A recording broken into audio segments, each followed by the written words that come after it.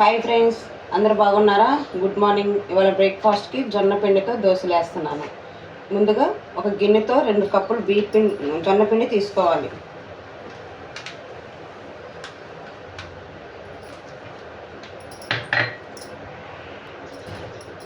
Water వేసుకొని కలుపుకోవాలి.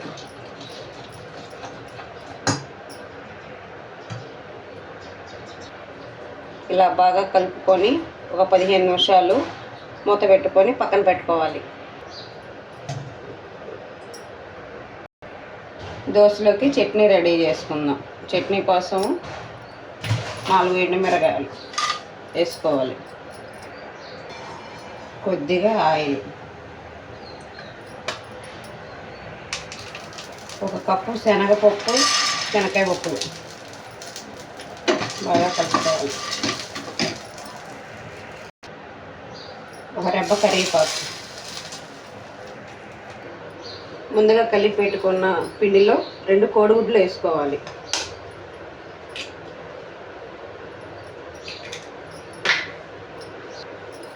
వేసుకొని బాగా కలుపుకోవాలి. ఉప్పు రుచికి సరిపడినంత బాగా కలుపుకొని ఇలా వచ్చేదాకా కలుపుకోవాలి. స్టవ్ మీద అట్ల పిండం పెట్టుకొని అట్ల పిండం వేడైన తర్వాత ఇలా బాగా దోశ వేసుకోవాలి పలసగా.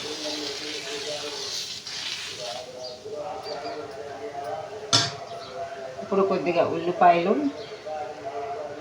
కొంచెం క్యారెట్ వేసుకొని ఇలా పిల్లలకి పెడితే హెల్తీగా బ్రేక్ఫాస్ట్ బాగుంటుంది.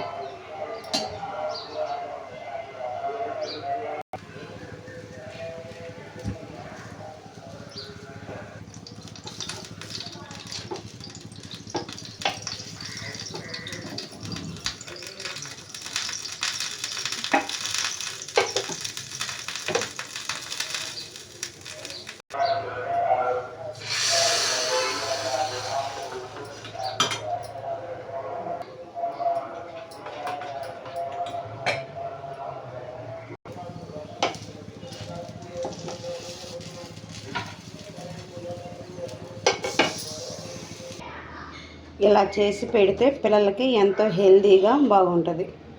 వేడివేడిగా జొన్న రొట్టెలు రెడీ అయ్యాయి, జొన్న దోశలు రెడీ అయ్యాయి.